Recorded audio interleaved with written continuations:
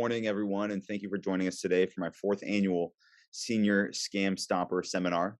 I'm Assemblymember Marc Berman, and I represent Southern San Mateo County and Northern Santa Clara County in the California State Assembly. This is often one of our most well-attended events, but this is our first time hosting the seminar virtually, so thank you so much for your flexibility. The world has changed so much over the last year and a half, as we all know. Unfortunately, one thing that hasn't changed is that there are still bad people trying to take advantage of good and unsuspecting people. In fact, fraudsters have evolved with the times. The federal government has cautioned that the COVID-19 pandemic has provided a new opening for scammers, many specifically targeting older Americans' concerns about health and finances. Although this event has been very helpful information for everyone, it is specifically targeted for seniors because statistically, seniors are the most targeted group by scammers. Today, we'll hear from experts who will teach you how to protect yourself from the scams that have been around for a while and newly developed scams. This is a significant issue in our community, and I know all too well how disturbing and invasive it can be to be scammed.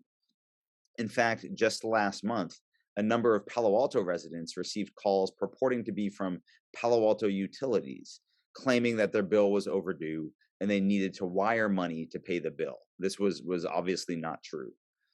Scammers know how to prey on people's fears, their fears of fines, bad credit, utility shutoffs, the IRS, and the well-being of loved ones. While I'm not yet a senior, I get what feels like daily efforts to scam me. Emails and phone calls telling me my antivirus service or my car insurance is expired and to call them right away. Even though I immediately know these are scams, they still cause me to double take and question whether or not that's true. I wanted to share a brief and troubling story one of you sent into our office. A constituent from Mountain View shared that both of her grandmothers were victims of the so-called Grandparent Scheme. A fraudster called them and claimed to be their grandchild in need of help. One claimed the grandchild was supposedly caught fishing without a license in Canada. The other was supposedly caught in a vehicle with drugs in Peru. The fraudster asked for thousands of dollars to pay for these fines.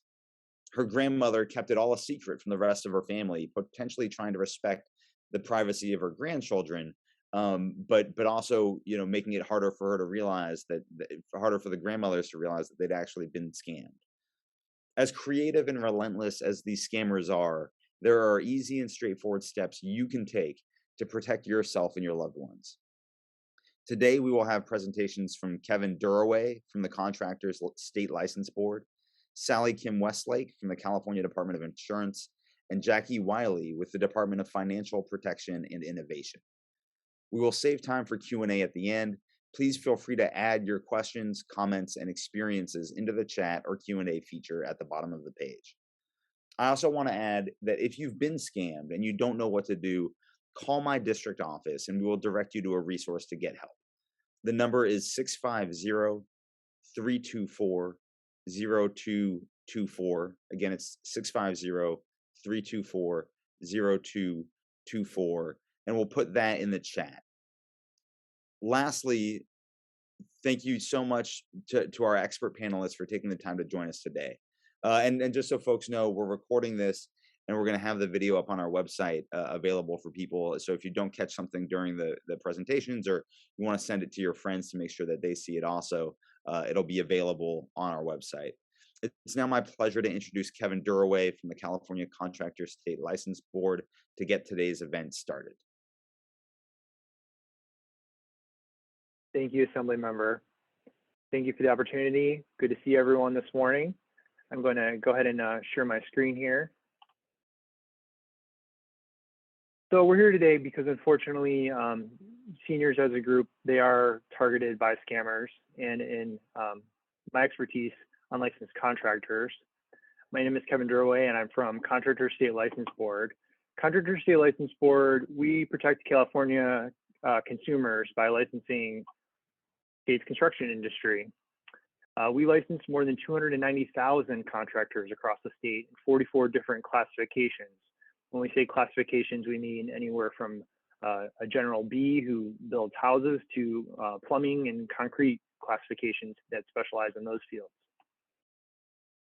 So how do unlicensed contractors target seniors and why? Well, seniors usually as a group, they're trusting and that makes them vulnerable. Unlicensed contractors, they'll try to manipulate seniors and establish connections with you and take advantage of you.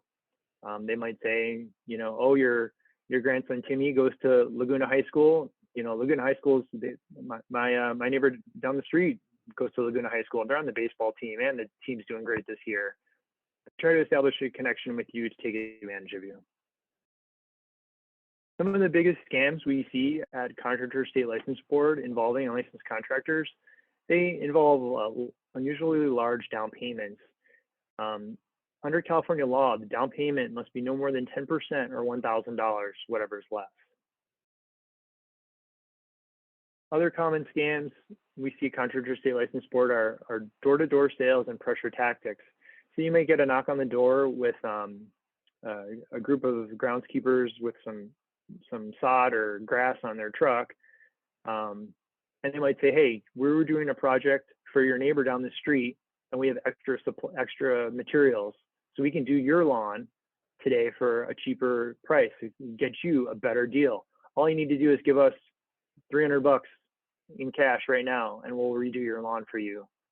Seems like a good deal, but here's the thing: you don't know if these people are licensed. You don't know what they're using on your lawn. You don't know what's on that truck, and you don't know what kind of condition they're going to leave your lawn in. They may just even take your money and run. So we have to be really careful when we're answering the door, especially when it's involving unlicensed contractors.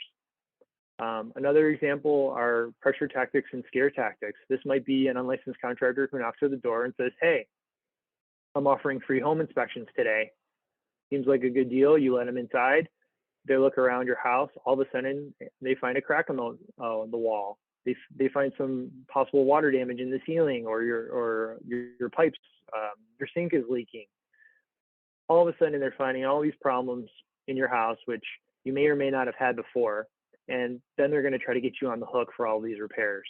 So use caution when letting anyone inside your house, and also use caution when answering the door. A lot of times I tell seniors, if there's someone at the door and you don't know who they are, go against your instincts to be polite and open the door to talk to them and let them in. Say, if they're trying to sell you something, leave your materials at the front door. Leave your materials on my welcome mat. I'll look at it later and get back to you. If they're a licensed contractor, they'll leave you a business card. They'll leave you things with the license number on there that you can check later on, and we'll get into that. Other common scams involve verbal agreements. You may start working with a contractor and they'll quote you one price verbally, and then later on the price will be different. They'll ask you to pay a different price. That's why we ask you to get everything in writing. Especially during the pandemic, the prices of materials can change. Seems like there's an article in the papers every day about the price of lumber going up or down. So if you're going to get a brand new fence, the price of the lumber might go up or go down before that job gets completed. That's why we need to get that price of the lumber that they're going to charge you. We need to get that in writing on your contract. So that way, if the price of the lumber does change before the job is completed, you can make a note of it. The contractor can make a note of it. You can make a note of it in what's called a change order and have both of you sign it. So you have to agree to that price change. Also, you never want to pay in cash when you're dealing with contractors or unlicensed contractors. You want to pay with the check, and you want to save a copy of the check in a project file, which can be, a plain manila folder. You can save that with the copies of the check, photos of the work, a list of the names of the subcontractors, if the contractor is going to work with subcontractors, the contractor's license information, those kind of things. So what can you do if you've been scammed? Well, we really want you to call CSLB. We can provide you a complaint form, 1-800-321-CSLB or 2752. You can also get more information on our website, cslb.ca.gov. Click File a Complaint. You'll see an icon like that on our website. Seniors have 4 years from the date of construction to file a complaint with us. That's important to note. So if there's something that you got done last summer, or you're still upset about, you want to file a complaint, or things aren't working out, give us a call, get a complaint form, and file a complaint. You should also know too, Starting this year, there's new protections for seniors, brand new law. Seniors now have a 5-day right to cancel a contract. When we say seniors, we're talking about people ages 65 and older. You have 5 days to cancel a contract, and that protects you from solicitors. That protects you from those door-to-door scams that we were talking about moments ago. There's an example of how it looks on our website. If you're trying to file a complaint, you just click on that icon. So why should you use a licensed contractor? Well, licensed contractors, they work with us. They pass trade and law exams, and they've undergone background checks. Disclose licensed contractors are also required to hold $15,000 contractor bonds, and they're also asked to have workers' compensation insurance for all employees. So workers' compensation insurance, or workers' comp, that covers workers' injuries while they're on the job, which protects you. If a contractor has employees and they don't have workers' comp and one of those workers gets hurt, you may be liable for that employee's injuries. So it's important if they have employees that they have workers' compensation. You also get greater consumer protection when you use a licensed contractor, and you have more options when things go wrong. You know, CSLB, we can step in and help with the negotiation, the mediation, and arbitration involving these contractors. These are all services that are free to you. California law does require the use of licensed contractors for any home improvement job that costs $500 or more, and it's very easy to hit that $500 mark. If a contractor is trying to divide up the work into sections under $500, that doesn't work. It's the entire job, $500 or more. So if you want to find a licensed contractor, the good place to start is ask your friends and family. They have some recommendations, and get that information and check the license on our website. If you're still having trouble, you can find local contractors by using a feature on our website called the Find My Licensed Contractor tool, where you just simply type in your zip code and choose what kind of classification you're looking for from the drop-down menu. You can also get this information by calling our call center at 1-800-321-2752. So there's an example of how this looks on our website. You click the Find My Licensed Contractor button, and this pop-up will come up. You can put in your city or your zip code, and then from the drop-down menu, choose what type of contractor you're looking for and hit the search button. You'll get a nice list of names and phone numbers randomly generated. And what you can do is you can either download this list or print it out, and you can get all the contractors you want for your job. The reason we want you to get that list is because we want you to get 3 bids. Get at least 3 bids and try to get them in writing. We do that. We ask you to do that so you can get an idea of the marketplace for your job. I had a neighbor across the street putting in a new fence, and I reminded her, make sure you get your 3 bids with licensed contractors, and she's glad she did, because the first bid she got was $1,000 for the fence. Second bid she got was $2,000, and the third bid she got was $6,000. So quite a huge range there in prices.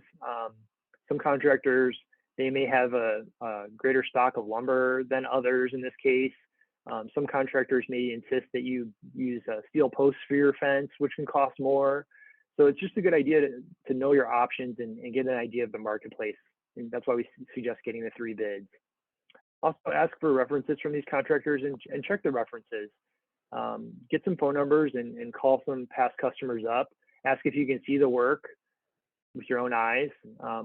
It's really easy nowadays to just go on Google and do a Google image search of, beautiful landscaping work or beautiful concrete work, and just grab them off the internet and slap them on a website and say that's your work. That's the day and age we live in, unfortunately, with technology. So you gotta try to verify these things with your own eyes if you can. I know that's easier said than done with the pandemic still going on, but make an effort to do so. So when you're meeting all these contractors and you're trying to get your 3 bids, when you meet them for the first time, ask to see their pocket license. It's going to be a laminated card that looks like this with the license number on it. You want to compare this license card, pocket license card, with a picture ID, preferably something like a driver's license, because you want to make sure that the contractor confirm their identity and confirm that they are in fact licensed. We ask licensed contractors to put their license number on all their vehicles and their business cards and their ads. So all the license numbers are out there for the public. Unfortunately, scammers can steal those license numbers and claim that they're their own, So you want to make sure that you're working with a licensed contractor. We are seeing a lot of solar problems now at CSLB. We've developed a solar task force, and we have a solar smart page on our website that we encourage you to check out if you're thinking about solar. We also have a new solar complaint form to improve our response to these complaints. If you're going to think about doing a solar project, make sure you're asking yourself some of these questions. You know, how much more time are you going to be spending in your home? You want to be spending at least, 5 years more in your home.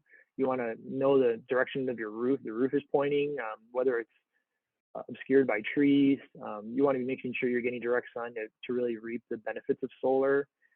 You also want to do the math with solar. And when I say that, you want to look at your monthly statements, figure out your break-even point. When are the savings on your monthly bill going to finally pay off the amount of that solar system, all those panels on your roof? How long it's going to take before you really start to save money? I want you to remember that solar is not free. Beware of financing programs with things like PACE or HERO loans, Chief or Real loans. They often can come with high interest rates, and sometimes they can be tied to your property taxes. There was a woman in Southern California who got on the hook with one of these loans, and it was tied to her property taxes. So 2 years down the line, her property taxes shot up, and she was unable to pay them and ended up losing her home. So you need to be careful when you're dealing with solar, especially with the financing involving solar. You always want to make sure you have control over your payments to your solar contractor. You want to make sure you're getting everything in writing, like we mentioned earlier with the contracts. If you're going to start on a new solar project, the contractor should be giving you something called a financing estimate and disclosure document, which should really lay out the true cost of the solar system. You also want to be reading any kind of contract carefully. Spend 24 hours with the contract before you sign it. Have a family member and friend look at it, look over it with you. Please remember to protect yourself. Hire licensed contractors using the Find My Licensed Contractor tool on our website. Also, if you're getting a recommendation from someone else, check that license number. Use the instant license check on our website. You literally just need to type in the 6 or 7 digit license number, and it'll come up and let you know if they're actively licensed or not on our website. You can also call and get this information 1-800-321-CSLB or 2752. Please remember that the down payment must be no more than 10% or $1,000, whatever is less. And you never want to let the payments get ahead of the work. What I mean by that is you don't want to give the contractor more than half the money until half the job is done. You want to set up your contract with progress payments. So you want to make sure that when half the job is done, they get half the money. And you never want to give the contractor the final payment until the job is completely done to your satisfaction. Because as soon as you give them your money, the rest of the money, they can take off on you. Money is your leverage when working with contractors. You can always call CSLB 1-800-321-CSLB or 2752. You can also email us info@cslb.ca.gov. We'll be taking the questions again at the end. Thank you so much for your time today. I'll put this information in the chat. And I'd like to pass it off to the California Department of Insurance, Ms. Sally Kim Westlake. Sally, good morning. Good morning. Thank you, Kevin. Wonderful information that you're sharing with us. I always remember, don't let the payments get ahead of the work, right? Always good advice. Thank you, Assemblymember Berman, for this opportunity to be here today. And thank you all for being here and sharing your day with us. I have a lot of information to cover, so we can get started. Can you guys see my screen okay? Just making sure. Yes, we can see it. Yes. Fantastic, thank you. So California Department of Insurance, also known as CDI, we're a state agency and we regulate the insurance marketplace. So we regulate all the lines of insurance, homeowners, auto, life, health, to name just a few. We also regulate the insurance companies, agents, and brokers that sell insurance. So we have over 1,400 dedicated employees to oversee more than 1,400 insurance companies and license more than 425,000 agents and brokers. We enforce the insurance laws of California and have authority over how insurers and licensees conduct business. Now, all of CDI's functions, including overseeing insurer solvency, licensing agents and brokers, conducting market conduct reviews, resolving consumer complaints, and investigating and prosecuting insurance fraud, are to protect consumers. California has the largest insurance market in the United States and fourth largest in the world. California insurance companies collect $340 billion in premiums every year. Now, that's what you and I pay in insurance every year. So as a consumer, if you ever have a problem with the insurance company, agent, or broker, you can call us for help. If you note on all my slides at the bottom here is our website and our toll-free telephone number. Please take a picture of it, write it down so you have access, and please feel free to contact us anytime. All of our services are free. So Prop 103 allows Californians to elect our own insurance commissioner. So Commissioner Lara took office in 2019 and started off running and hasn't looked back. So here's just a small list of actions taken by Commissioner Lara in 2020 to protect Californians. So we hosted over 66 virtual town halls in 2020 and reached over 25,000 consumers. And when the pandemic started and we were at a stay-at-home order, Commissioner Lara quickly realized that Californians aren't driving as much. So we ordered insurance companies to issue partial premium refunds on their auto policies. So the result was financial relief for many of us. This order has returned $1.75 billion to Californians, the most in the nation. So that meant driving less risk should be less premium payments. That's how that works. And through our investigation of consumer complaints and insurance company practices, we have obtained over $254 million for consumers in 2020. So we're here. The reason we're here today. So seniors are the largest population targeted for scams. So why are seniors big targets? Because seniors have bank accounts, you have savings, you've accumulated wealth. So you have money in your homes, money in life insurance, and sometimes maybe don't have a loved one looking out for you. So there's a scam agent out there and that wants a piece of it. And seniors are just too nice. Most people, most seniors, and you have more time on their hands and not like the younger generation. But the good news is that there's a lot of protection programs for seniors because large number of baby boomers equals large voting power. One of the most common popular scams involving insurance is an annuity. Why? Because Californians spend an average of $20 billion on annuities. That's a lot of money to be made by scam agents. So an annuity is a contract between you and an insurance company.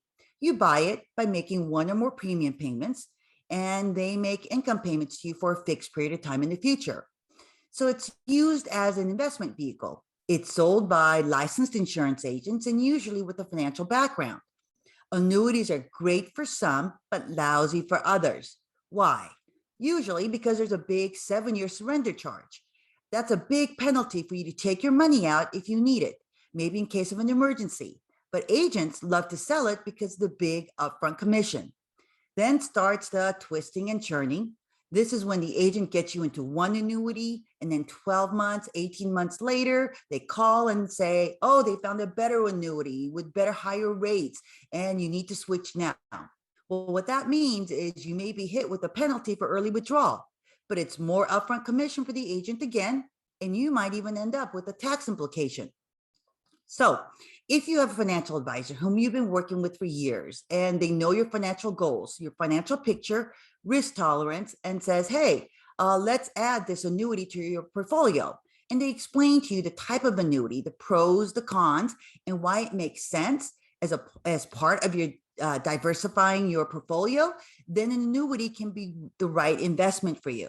So remember, annuities can be great for some, lousy for others, but you need to protect yourself and not just be sold one from an insurance agent whom you don't know really well. Tow truck scams. Now, this was new to me, so I wanted to make sure I get this info out to you. So there's 3 basic types of towing scams. Patrol towing. So this is when a tow driver has a spotter who sees a car parked illegally. The spotter calls the tow truck and they take your car to an impound lot. This is illegal. Next is inflation scam. They're charging fees far above your auto policy limits, so you're forced to pay out of pocket. Watch for inflated and suspicious fees once your car gets towed, like inspections, photos, administrative fees, and etc. after your car's been towed. You want to look at what you're being charged for. Steering scam. So you're in a crash and a tow truck mysteriously arrives. The driver wants and highly encourages you to take it to a certain body shop. The driver can be in cahoots with a dishonest body shop. So how can these tow truck scams hurt you? You pay for fraud, out of pocket for hundreds of dollars. Retrieving your vehicle may take days of anxiety and effort. Bogus repairs make your vehicle unsafe, and future bills you pay from your own pocket. So how can you fight this type of fraud? Plan ahead. Know your auto insurance roadside program or join a reputable plan. They know reputable towing firms and repair shops to take your car after an accident. Avoid lurkers. Never use a towing firm that just happens to show up. Ask the police or your insurance company for a reputable tow. You pick. Never let the tow truck driver choose the auto body shop. Call your insurer or others you trust. Read the paperwork. Sign only the approval form authorizing your tow. The rest can wait. Price. Make sure the towing firm gives you a price list up front detailing all the fees. Document everything. Insist the tow driver give you a signed damage report of the accident scene. Okay. Use credit cards. Refuse to deal with towing firms demanding cash, just like Kevin mentioned. Do not pay anything in cash. And information. You got to safeguard your information. Never give the tow driver your insurance or other personal information. Do not discuss your policy limits or other amounts of coverage at the accident site, not with the other drivers of the accident, and definitely not the tow truck driver. Report it promptly. Notify your insurance company and police if you suspect the scam. Let's look at some insurance scam warning signs. So now, we all know the adage, if it sounds too good to be true, it probably is. Well, with insurance, same thing. The insurance agent offers you free seminars, insights like assisted living centers, retirement communities, or places of worship. Yes, please attend, get the information you need, get their business cards if you're interested in their service, but leave the seminar without giving them your personal information. Go home, think about it. Talk with your family. There is no rush. And if they're rushing you saying this offer, this deal, this interest rate is only good for today, that should be a red flag right there. Run, don't walk, and get home and talk to your family about it. The agent also offers free meals, catered or in a nice restaurant. I think of these like timeshare getaways. Go and get the free meal, vacation, etc. As long as you can walk away and say no. You can say no in front of that at the event and in front of that insurance agent. And the agent also offers to create or update a living trust in order to see your financial information. They're trying to find new clients that can potentially be worth a lot more money to them than the free living trust that they're offering. They want your financial information, and it is up to you to guard it.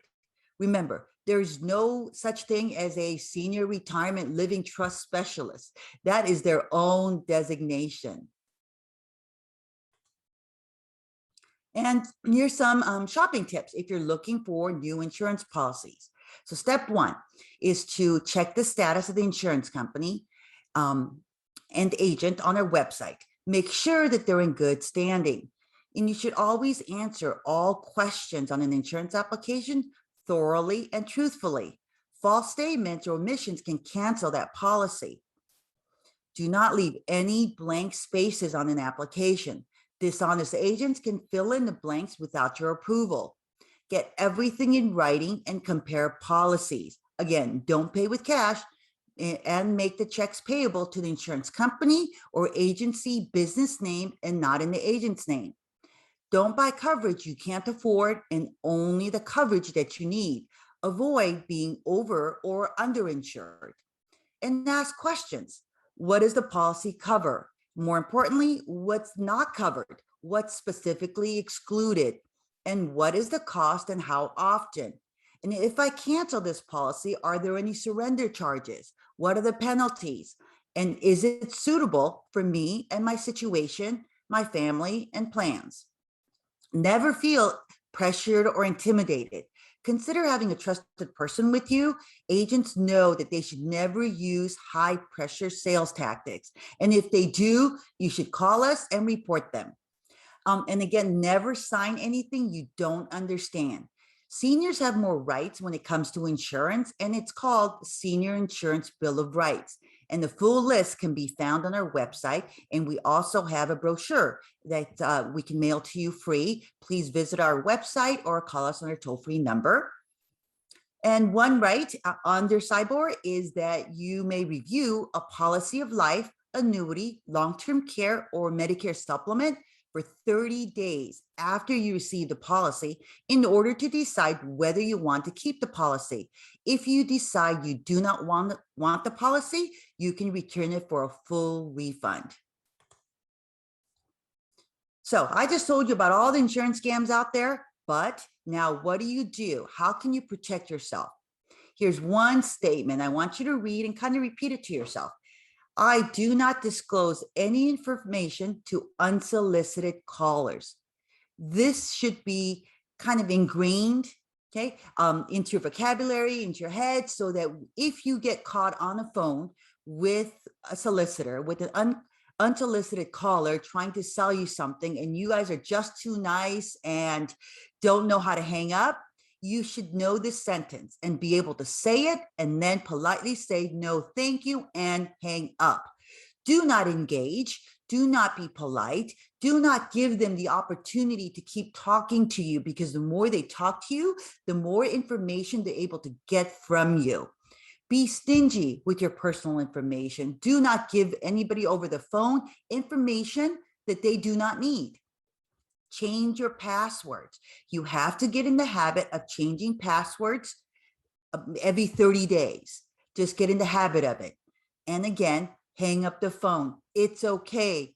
Hang up the phone. If it's somebody you don't know, you didn't ask to be called by them, just say no, thank you, and hang up.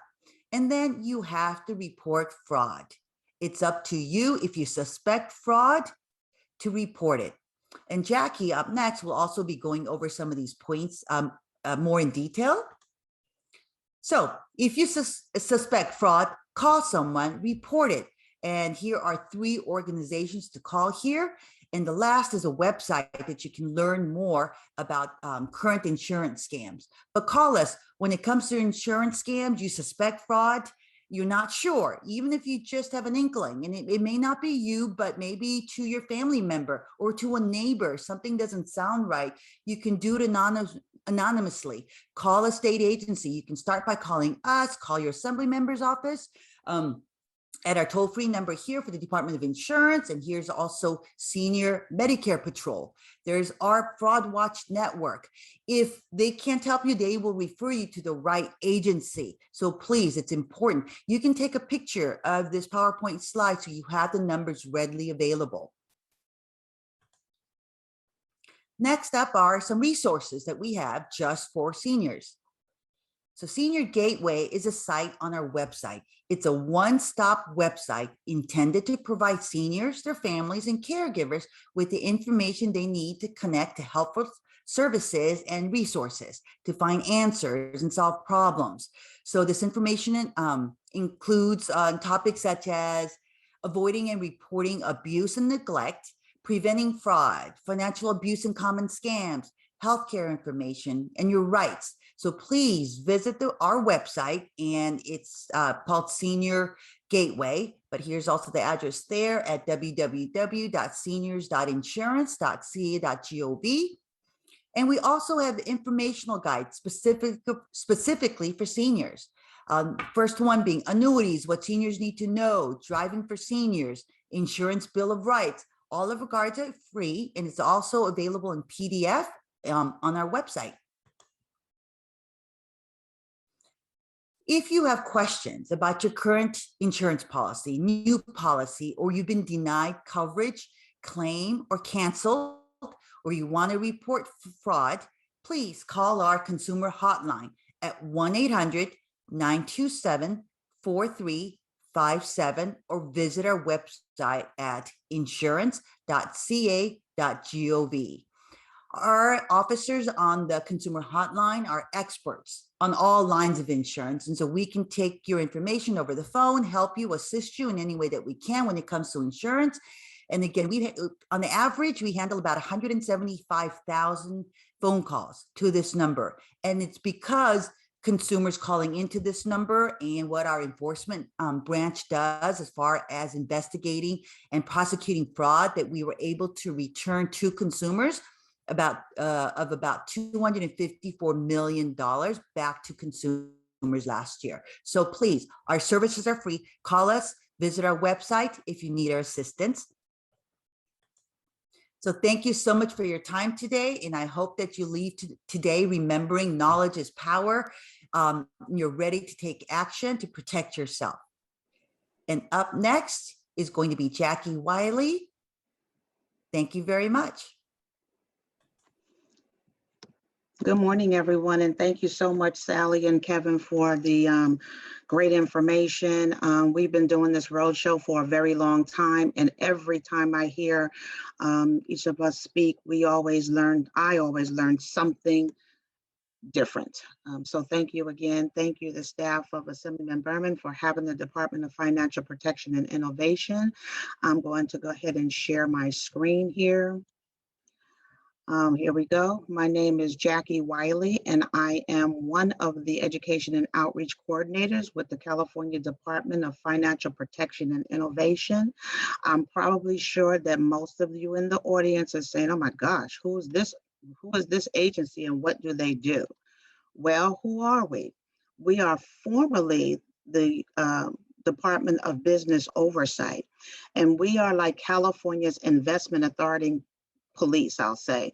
We are California's financing authority. We are a state government agency, and we license and regulate state financial institutions, products, and professionals. Most of us own homes. We license and regulate chartered banks and credit unions. And if you own a home, like I was saying, you normally deal with the financial lender, a mortgage servicer. We license and regulate them. California residential mortgage lenders and servicers, commercial and consumer loan companies, the payday loan industry, the escrow agents, and all of those we usually deal with, whether we are purchasing a home, refinancing a home, or doing something with our home. The department has been around for a very long time, but this is a new name for us. We enforce the laws and regulations. We're promoting innovation and increased consumer awareness. With the increase of consumer awareness, it's giving us the capability to respond to financial frauds and scams.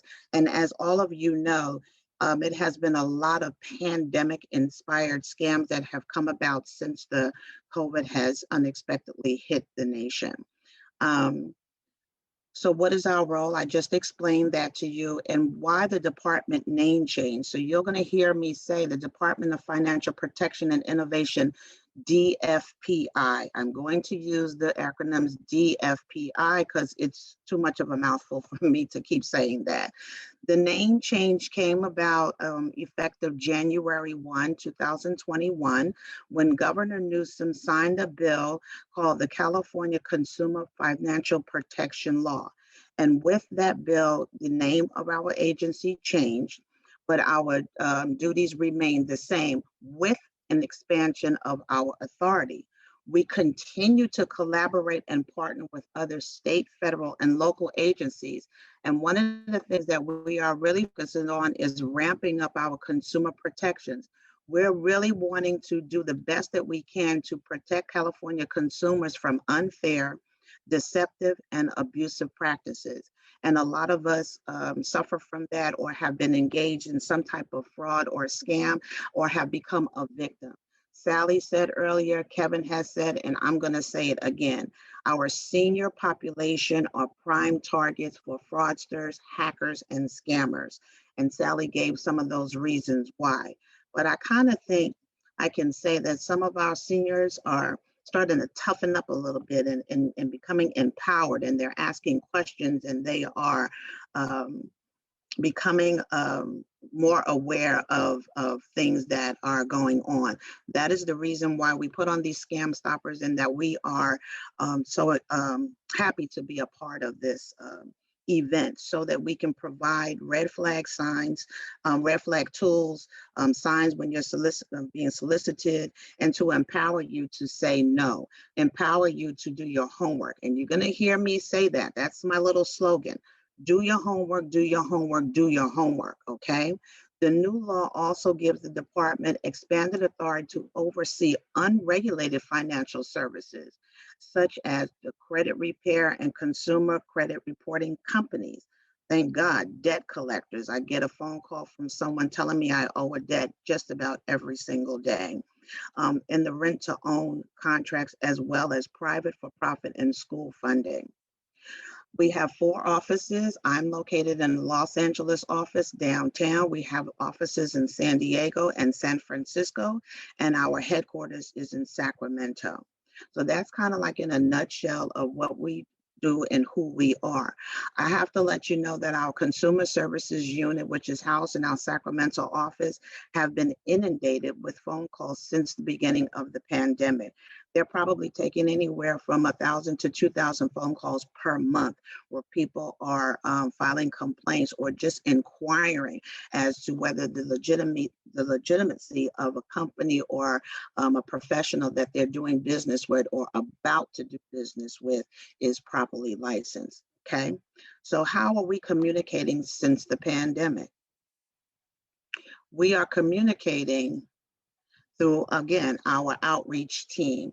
I am one of them. There's another one in my office in Los Angeles, and we have another outreach person in Sacramento. So it is our job to come around and do presentations such as this one today, host them, be a part of, and collaborate with the other agencies who are wanting to empower our seniors or just individuals, period, because you have to remember that anyone is susceptible to becoming a victim of fraud. And I always say this, if you're educated about the fraud and the scams, you are less likely to fall victim. But most importantly, again, do what? Your homework, your homework.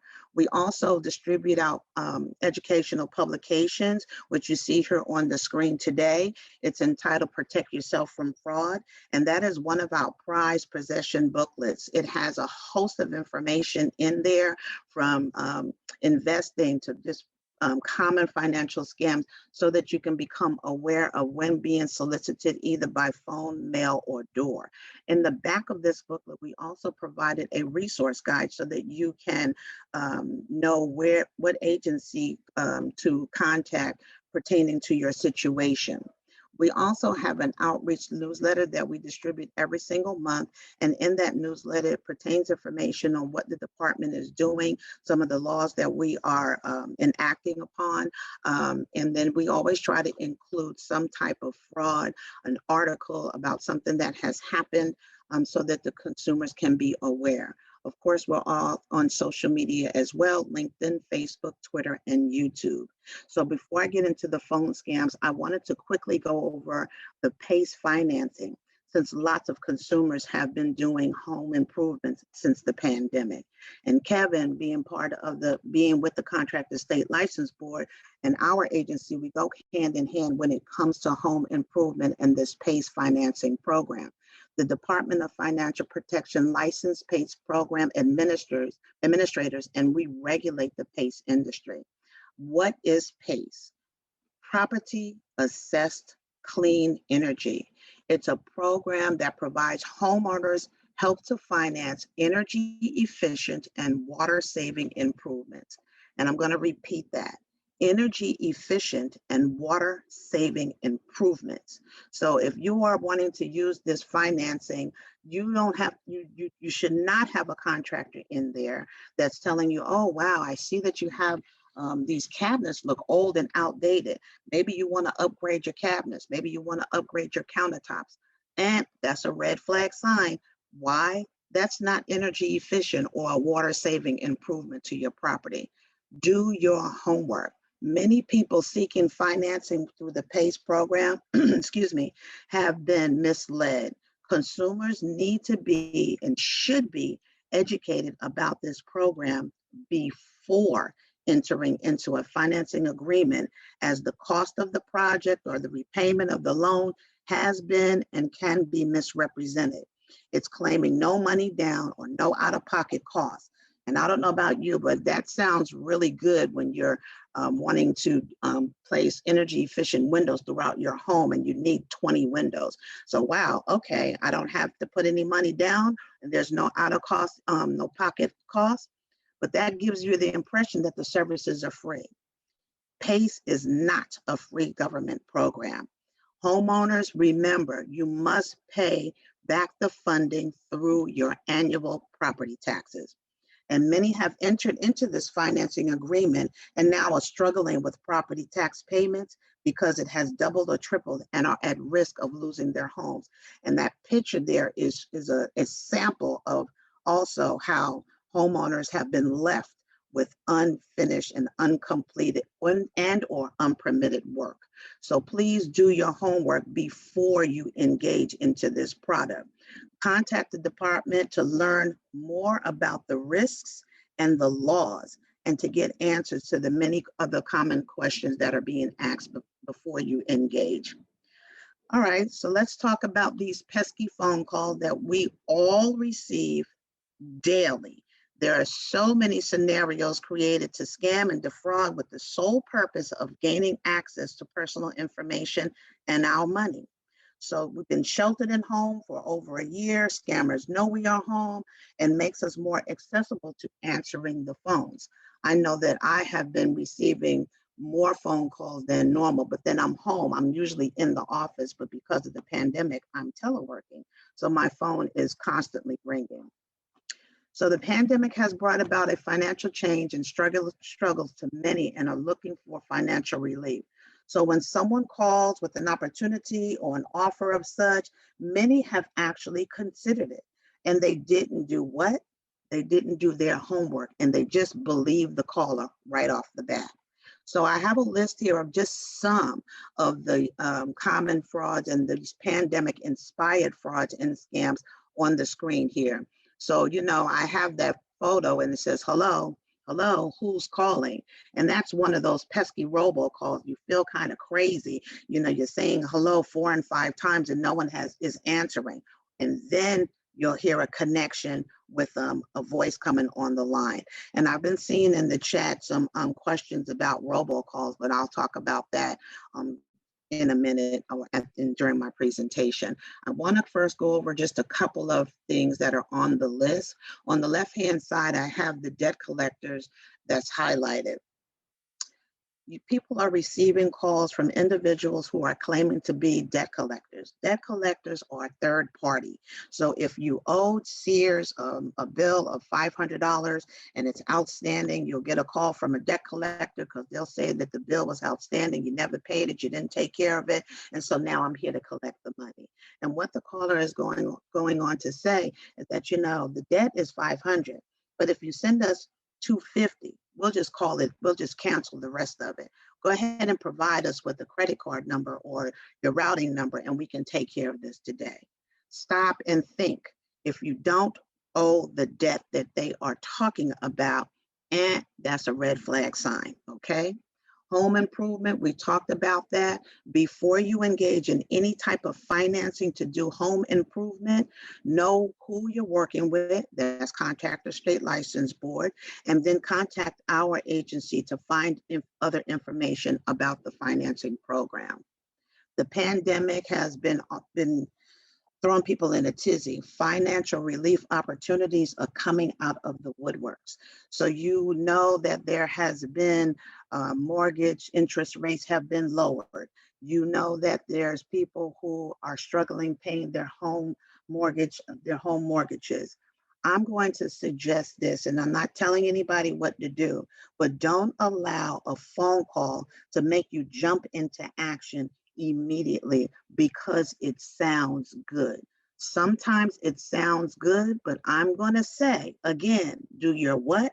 Your homework. verify the information, verify that the company is licensed, verify that there are no actions taken against the particular company or the individual before you provide your personal information. Get some other options, okay? Calm down, take 24 hours to let that marinate. Talk to somebody. So all financial relief options may not be conducive for you, okay? And I know that the pandemic has brought about fear and people are wanting to stay in their homes. People are being evicted, becoming homeless, just a whole list of things. But please stop and take 24 hours. And if someone is rushing you to make a decision, that's a red flag sign. I want to talk real quick about the romance and the sweetheart swindle. We've been isolated.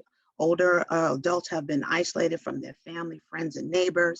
And that internet and that social media has become our friend. But I'm going to tell you this.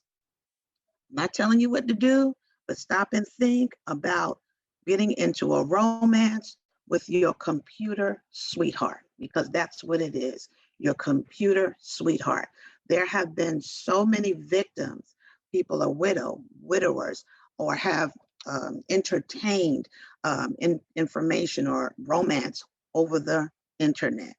Once people start entertaining it, you're falling for destruction of finances. They'll start asking you for money. You'll want to meet up, and then there's always a reason why they can't meet you.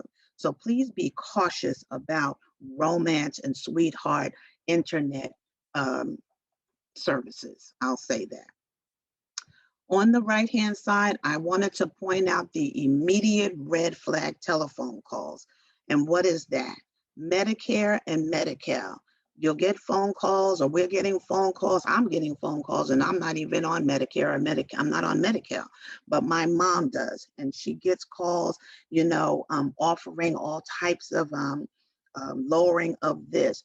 Do you need a knee brace? Have you gotten your vaccine yet? We have test kits and we can pay for it. Please, please, please. And red flag, Medicare is not calling around to offer services, okay? Social Security Administration, hi, oh my goodness, my Social Security card has been compromised. My Social Security card is frozen. You may get that type of phone call. And red flag sign, Social Security Administration doesn't have time to call people to tell them about a frozen Social Security card. And if you are fearful or nervous, which we all get, contact the Social Security Administration yourself. The IRS, hi, I'm calling from the IRS and I see that your taxes are delinquent, you haven't paid this, or there's a problem with that. Please know that if the IRS had time to call people who were delinquent, didn't file taxes, or whatever the case may be, they wouldn't be able to do their jobs in getting our checks out, okay? So know that the IRS government agency, again, is not going to call you, all right? Jury duty scams. I'm hearing this so much. Hi, I'm calling from the county clerk's office, and oh my goodness, Miss Wiley, what happened? You were supposed to show up for jury duty. And when you didn't, I'm taking the liberty to call you and to see what happened. And the caller will go on to tell you, calm down, don't worry, because now I'm nervous, I'm frightened, I want to do my civic duty, I don't want to go to jail, because that's what they say will happen. But she'll tell you, no worries. Provide your Social Security number and let me look up the information and see what I can do. And red flag sign call again. Why? We don't get called to jury duty via phone. We get a summons or the letter in the mail, okay?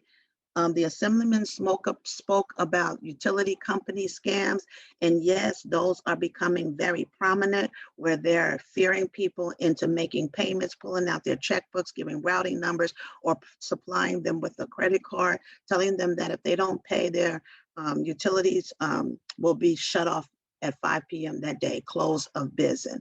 Stop and think. If you know that you haven't paid it, then okay, don't entertain that call. handle it yourself. But please know that utility companies don't call you. You're going to get a letter with the red letter saying past due notice. They're not going to call you to say, hey, you need to pay your utility bill or we're going to cut off your services.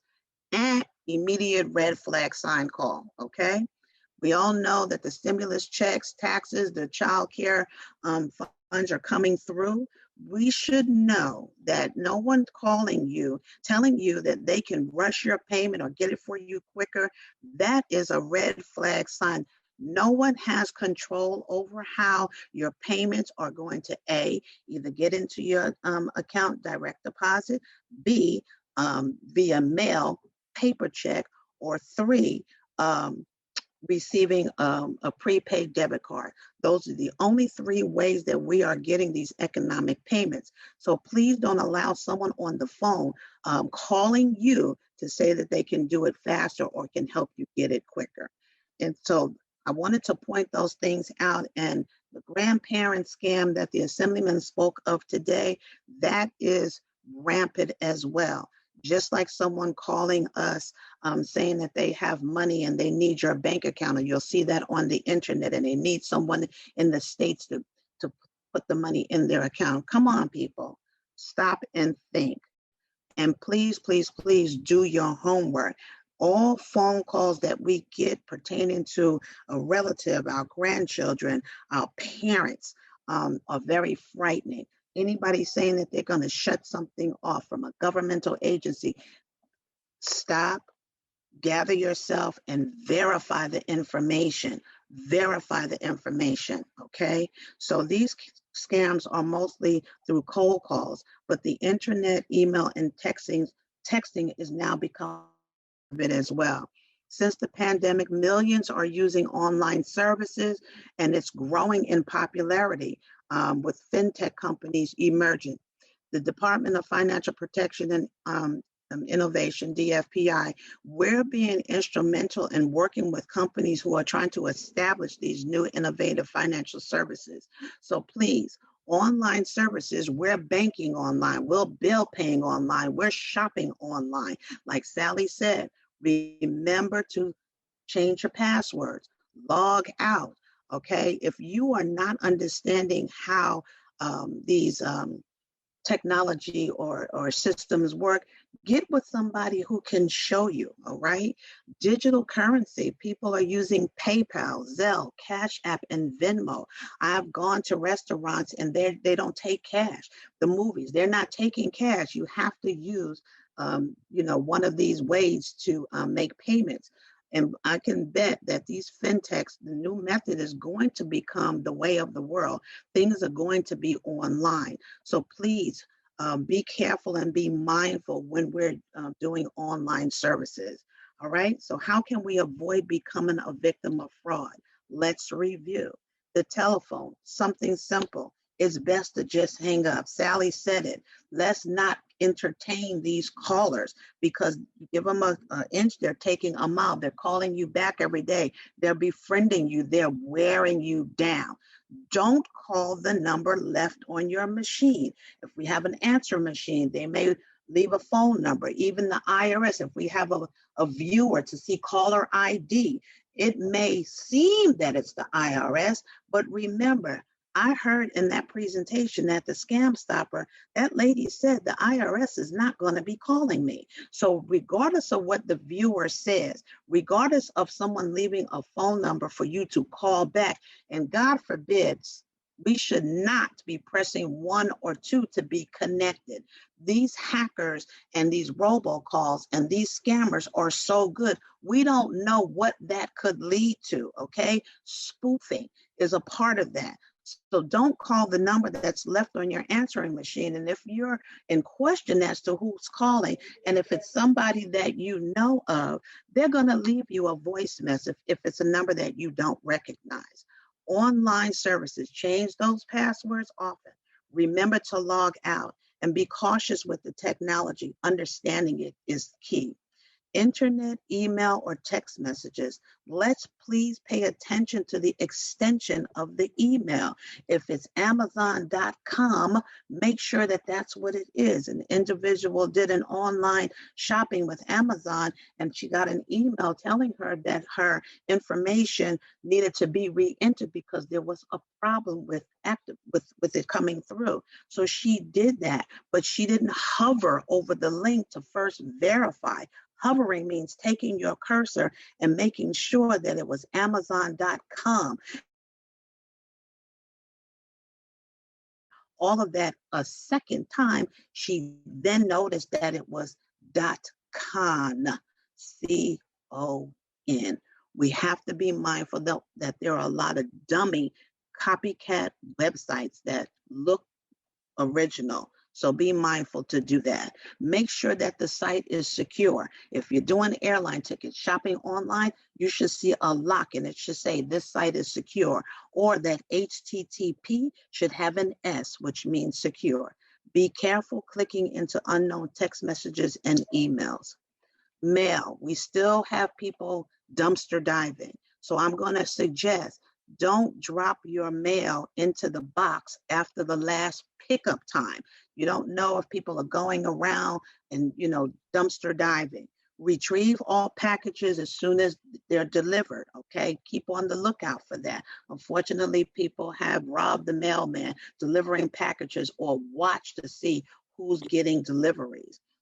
If you have an outside mailbox with the flag, be mindful that that is an invitation for people to say, there could be some credit card information in there. There could be some check information in there. So just be mindful of how you're mailing your mail, okay? And I'm going to suggest this, those who are writing checks, because I still write checks myself for various bills, you might want to purchase a gel washing prevention pin, okay? So do that. Credit versus debit, undetected skimmers, use the option for credit, not debit, which will alleviate some identity theft where you don't have to put in your PIN number. If you're not going to establish new credit, you can put a freeze and continue to monitor your statements every month and dispute any charges that are not yours immediately. So I've given you a lot of information. If you feel like you've been a victim of identity theft, you can file a complaint with the FTC, the Federal Trade Commission, as well. How can the DFPI help you? We have a host of information on our website, and please know that you guys are vital to the department. You are our eyes and our ears. If you know of someone breaking the law, let us know. Contact us through our call center. We have live people who answer the calls. If English is not your first language, don't worry. We are able to access language capabilities. And most importantly, we can help verify the licensing status of a financial institution, service, or professional. But we want you to call us before you engage in business to verify this information. We can also help you file a complaint if you need to do so with one of our licensees. And if it's not within our jurisdiction, we will get you to the appropriate agency that can handle the complaint. If you have any questions, you can simply email us at AskDFPI or again, calling our call center. If you have been defrauded, email us and let us know. If you have a question about a mail or phone call that you received, you're just not sure, email us or call us, please. If you're interested in a publication or a presentation, you can also email us at outreach at DFPI. Again, our booklets are free. We do have English and Spanish, and we are revising them due to the new name change, and we're going to institute other languages as well. The bottom line to all that I have said today is trust your instincts. If it seems too good to be true, it probably is. Sometimes go with your gut. Never give out your personal information unless you initiated the contact. And I can't say that strong enough. So all of these phone calls that we are receiving, that is caution number one. You didn't initiate the call, they are calling you. So please don't just give out your personal information, and always go to the source first. Anyone offering any kind of relief opportunity, if you are struggling with homeowner payments, go to your mortgage servicer, work with the source that is at hand. And please, we are governmental agencies. We're here to help you, to provide you with resources as best we can. But the most important thing is please do your homework, okay? Due to COVID, I'm still working from home and I can be reached via email. So here's my personal email for work. And again, if you have a question, you can simply call us at our toll-free number or email us at outreach if you're interested in anything publication or presentation wise. So again, I'm just going to wrap it up by letting you all know that less likely to become a victim when you do your homework and to verify your information. And please, please, please don't let fear keep you from saying something if you feel like you've been a victim. Thank you for allowing me to be here today. Thanks, Jackie. Always great presentations from Jackie and Sally. I've been working with them now we've done several senior scam stoppers together virtually, and they always have some great information. Assemblymember Berman, you're back with us. Is your audio good? You can help us with some questions and answers? Let's see if this works. Kevin, Jackie, Sally, Kim, can you hear me? Absolutely. Perfect. Apologies, I was having a little computer issues. Thank you all so much for your fantastic and informative presentations. Really appreciate that. And I know you provided a lot of great information for myself, my staff, and the 126 constituents who are tuned in right now. So first of all, thank you so much for your presentations. So we've gotten a couple of questions, some before today, and then some while you were presenting. A quick question: one question was, can the organizations that the panelists represent be contacted directly for senior fraud related issues? And judging from the fact that you gave out contact info, I'm assuming the answer is yes. I'm seeing a lot of heads nodding on that. So folks shouldn't hesitate to reach out directly to any of the folks who presented today. And again, we'll have this video on our website so that all this information is readily available. One person asked, will the PowerPoints be available after the webinar? Can we make these PowerPoints available on our website? Are the presenters okay with that? Absolutely. Yes. I'll go ahead and send it over to your office. Wonderful. Thank you Yes. so much. Yes. Great. Yes. So we'll make sure that we make those available on the website. So somebody asked, what kinds of punishments do scammers face, and how can we better discourage scamming? So that's kind of a more macro question. I'll go first. It's really unfortunate that it's hard to catch scammers. People are fearful or embarrassed being scammed and defrauded. And that's why I said, you're vital to us, eyes and ears. So our department, we have done desist and refrains, which means that they are not allowed to continue to do business or solicit within California. We have done civil cases working with the Attorney General's or the DA's office. So there are some consequences, but like I said, and it's real unfortunate that you have to be careful because the money is normally gone so quick. But there are penalties that our department has instituted on fraudsters. But again, it's catching them is what it is. Thank you, Jackie. Anybody else want to weigh in on that? Sure, I can. Assemblymember. So in insurance, first off, we can pull their license. So we would pull an insurance agent's license if they did something minor, let's say, like maybe giving misinformation, maybe saying they're going to, that this annuity product gives 5% fixed rate when it really isn't, something minimal like that. But then when it gets bigger, if there are agents that actually taking advantage of seniors and stealing either premiums, stealing their monies, then we actually go above and beyond. So we have in our enforcement branch over 400 officers on staff that actually investigate, and they work with our local DA's office, local law enforcement, and we will go and prosecute fully to the extent of the law, which can be restitution They have to give back all the monies that they've stolen, as well as jail time. And the jail time, again, is dependent on the legal statutes and what the courts say. But yes, we have our own enforcement branch that will go after fraud cases fully. Fantastic. Thank you. Kevin, did you want to add in? Yeah, CSLB, we do have an enforcement team. We do conduct undercover stings statewide, where we'll set up an undercover sting house, and we'll invite unlicensed contractors to come make bids, and we'll do some enforcement that way. We also have intake mediation teams who investigate your complaints, and they'll try to work with you and the contractor to try to make sure you get your money back. And we also, our enforcement teams also then work with the local district attorneys, and the district attorneys will decide whether to file charges against egregious unlicensed activity. Great. Thank you all very much. So we've gotten a lot of questions or comments or both about robocalls. How do we stop robocalls and solicitation calls? And then somebody also mentioned that to reduce the number of robocalls they receive, they use a software service that asks callers to press 1 to continue, which helps weed out robocalls. Are there ways to get telephone providers to offer more free services like this? I'll take that one. I was looking at the chat, and the person was spot on with the FCC information, which is the Federal Communications Commission.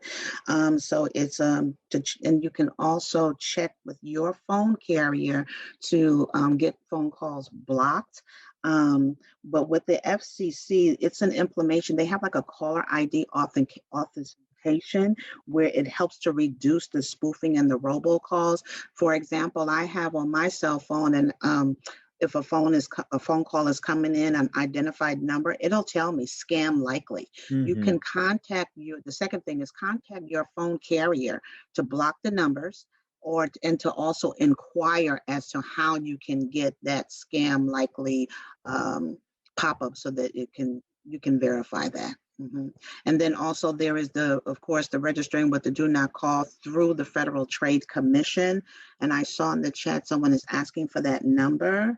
The FTC's phone number is 1-877-382-4357. I get a lot of questions about, well, I'm signed up with the do not call registry and it doesn't do any good. It will diminish, but to be honest, phone calls are never going to go away. They're never going to go away. We're always going to receive those. Yes. So we just have to be very, very skeptical about when we're getting unsolicited phone calls. Yes, sir. I get the same thing, at least weekly, if not sometimes daily. So somebody asked, I see a lot of fraud online. What seems like a legitimate company such as Microsoft trying to take money and access your computer. How do I tell what's real? So do we have any advice for folks, because scammers, as we've talked about, have gotten very good at mimicking legitimate enterprises. What's best kind of guidance and advice for folks so that they can determine whether or not something is real? First and foremost, I'm just going to say that if you're receiving the phone call, always be skeptical. Mm-hmm. There's posers, people saying that they're with the government, with this agency, with that agency. Verify your information. Don't provide just, if you're interested in the information, get their phone number and just let me think about it, but always verify. So just remember, first and foremost, they are calling you. Mm-hmm. That should always be a red flag sign or just skepticism. Yes, and I'd like to follow up on what Jackie said. It's true. If you did not solicit that phone call, you have to be wary. Mm-hmm. Just get their phone number, their contact information, and then hang up. Mm-hmm. And then actually Google, this is when Google is your best friend. I would be Googling as soon as I hung up and say, hey, Microsoft, repair call. Is this real? And you will see as quickly as you type it in, and you will see the comments from people that have experienced it, that it is fraud, it is a scam. And so just remember, do not give your information out there. The less you give out, the more junk email and more solicitation emails and phone numbers you'll get back. Mm-hmm. It's I to do protect your information. I do the same thing, Sally. When I get these calls, I'll do exactly what you mentioned. I'll Google the phone number, and if it's legitimate, then a legitimate website will pop up. And if it's not, then like you said, you'll see notes from other people who got scammed. So that's great. Thank you, Jackie. Thank you, Sally. So one question was about text scams. The person said a friend of mine was scammed by someone who said they were from Chase. He gave some personal information. The real Chase told us how to try to eliminate the threat. What you recommend? So is it similar? I mean, texts are probably similar than phone calls, but just be very skeptical and wary, and probably, if you're a customer of Chase and somebody reaches out to you claiming they're from Chase, go look at that real Chase phone number on the back of your credit card or your ATM card or on the website, and call them back instead. Absolutely. You've said it. Absolutely. That's the best mechanism. I mean, things seem so real. And like you said, if I'm a banker of Chase, you're gonna tend to believe that. Yep. But it's suggested and implored to not go with the text message, but you'll get your own, go to the source yourself. Right. Absolutely. And so personally, I was getting text messages from Amazon or from FedEx even that says you have a delivery coming. Oh, yeah. And it was delayed, and click here. I'm going, well, I know I didn't order anything, so I shouldn't have a delivery. So there shouldn't be an issue.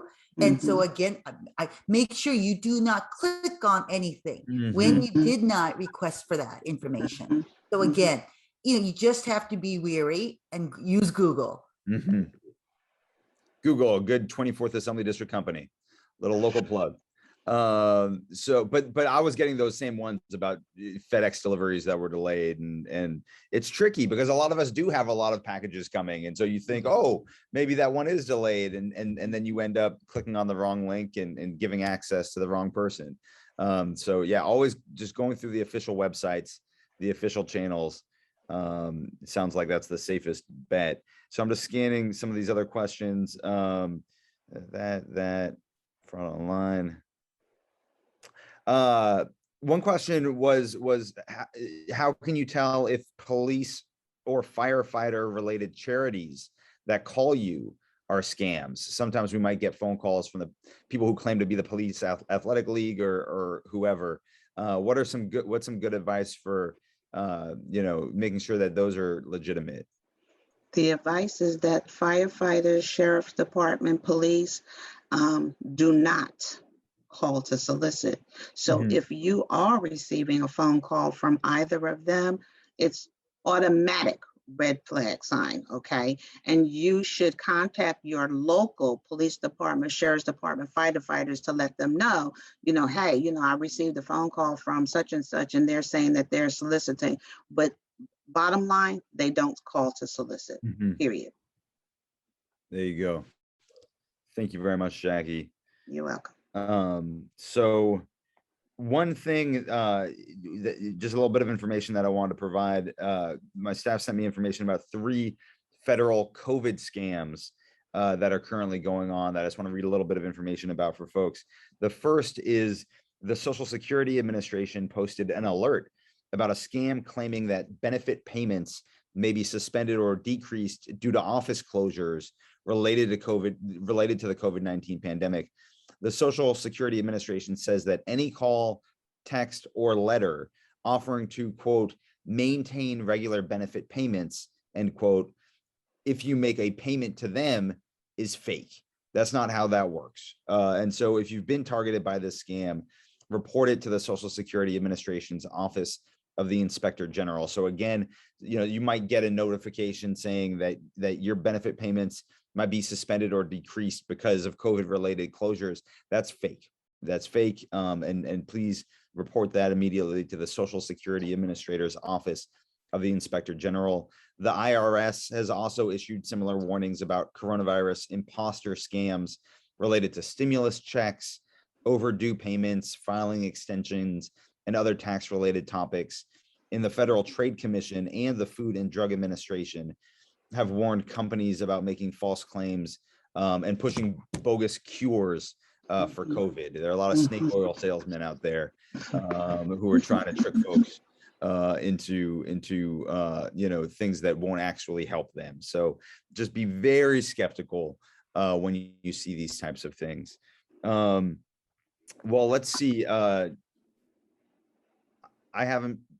me see if there are any additional questions that we haven't covered. Let me check real quick, because I think I've exhausted the list that I've been given. All right, so we covered those. I think we might have covered all of the ones that I've seen. So I'll give my staff another 30 seconds to let me know if there's anything else we should be asking. But again, really want to thank Sally and Jackie and Kevin for your presentations today, and for all the work that you do on a daily basis, on an hourly basis, to keep Californians safe. Because it is, you know, I was just talking with my father-in-law, and we were talking about the earthquake in Haiti and what's happening in Afghanistan, and how tragic these situations are, and how much we all want to help, but how unfortunately there are bad people that are trying to capitalize on this to essentially play to our big hearts, and try to scam us into giving them money that won't actually go to the people who need it. So just constantly be vigilant, and you know, Google and research things. And if you feel like you've been scammed, again, call my office or call any of the offices of the folks who have presented today. And you can also ask us questions if those come up. But we just really appreciate everybody taking this so seriously. Like I mentioned earlier, this is always one of our most well-attended events, and the same as this year, even if it was online. So again, we'll put this information, we'll put this presentation on our website. We'll also put the slides, make the slides available on our website, and really appreciate you, Jackie and Kevin and Sally, for all that you're doing to help protect the constituents of the 24th Assembly District and all of California. So thank you, everybody, for your participation, for showing up, and please stay safe out there from COVID, get vaccinated, and from scams that are out there far too often. Thank you, everybody. Appreciate you. Thank you. Thank you. Thank you.